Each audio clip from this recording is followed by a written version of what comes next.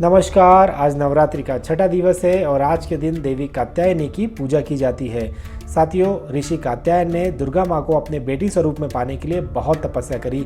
तत्पश्चात देवी माँ ने प्रसन्नता पूर्वक उनके घर में जन्म लिया और उनका नाम देवी कात्यायनी रखा गया। साथियों, देवी माँ एक शेर की सवारी करती है। उनकी 4 भुजाएं हैं जिसमें वो तलवार, कमल, त्रिशूल आदि रखती हैं। साथियों, देवी माँ ने ही आगे चल के अखंड पापी महिषासुर का वध किया है, इसलिए उन्हें साहस और वीरता का प्रतीक माना गया है। साथियों, ये कोई विडंबना नहीं है कि कोई व्यक्ति स्त्री को अपने संतान के रूप में पाने की तमन्ना रखता हो। अपने वेद पुराणों और इतिहास में इसके भरपूर आदरणीय उदाहरण देखने को मिलेंगे, क्योंकि स्त्री को हमेशा ममतामयी और साहसी मनुष्य के रूप में देखा गया है। यहाँ तक कि ऐतिहासिक समाज में महिलाओं को पुरुष से भी ऊंचा दर्जा दिया गया है। लेकिन साथियों, आज का समाज बदल चुका है। पुरुषों को बढ़ावा दिया जाता है और स्त्रियों को नीचे दिखाया जाता है और इसे लिंग भेद कहते हैं। हाँ साथियों, लिंग भेद या जेंडर डिस्क्रिमिनेशन एक बहुत बड़ी वैश्विक समस्या है जो समाज को अंदर से खोखला कर देती है। अगर तथ्यों पर नजर डालें तो लैंगिक भेदभाव में वैश्विक स्तर में लगभग 150 देशों में भारत का नंबर 127वां आता है। धर्म में आधार और विश्वास रखने वाले अपने आध्यात्मिक देश के लिए काफी अपमानजनक बात है।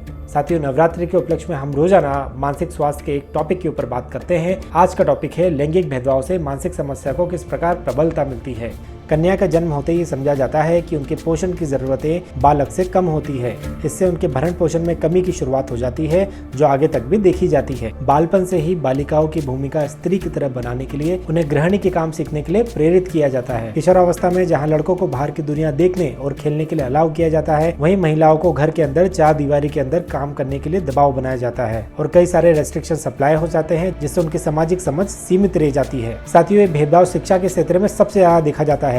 कई बार लड़कियों को स्कूल में दाखिला ही नहीं दिलाया जाता और कई सारी लड़कियों को प्राइमरी स्कूल के बाद वहां से निकाल दिया जाता है। अपने देश में आज भी महिलाओं की शादी काफी कम उम्र में की जाती है, जिससे उनके कम उम्र में मां बनने की संभावनाएं बढ़ जाती है। कम उम्र में मां बनने के कारण उनके शरीर और मस्तिष्क पे अत्यंत दबाव पड़ता है और विभिन्न शारीरिक और मानसिक समस्या का शिकार बन सकती है। ये सिलसिला यहीं खत्म नहीं होता, क्योंकि उन्होंने पढ़ाई कंप्लीट नहीं की है और समाज में केवल सीमित भूमिकाएं ही निभाई है, इसलिए वो कभी आत्मनिर्भर बन ही नहीं पाती है और हमेशा निर्भरता दूसरों के ऊपर रहती है। और यही दुर्लभ स्थिति उनके जीवन में प्रताड़ित होने की आशंकाओं को बढ़ा देती है। साथियों, भरण पोषण में कमी, सामाजिक भेदभाव, अनपढ़ता, दूसरों पर निर्भरता और शरीर पर मातृत्वता का अत्यधिक जिम्मेदारी। साथियों, यह कुछ कारण है जो महिलाओं में मानसिक समस्या पैदा होने की आशंकाओं को बढ़ा देता है। तो अगर आप दुर्गा माँ के सच्चे भक्त हैं तो उनकी पूजा केवल मंदिर के अंदर ही नहीं, पूजा मंदिर के बाहर भी कीजिए। स्त्रियों को पुरुषों के समान अधिकार दीजिए, उन्हें आगे बढ़ने का मौका दीजिए, उनके स्वास्थ्य का भी ख्याल रखें, क्योंकि साथियों, स्त्रियों को सम्मान न करना मानसिक अपंगता का सूचक है।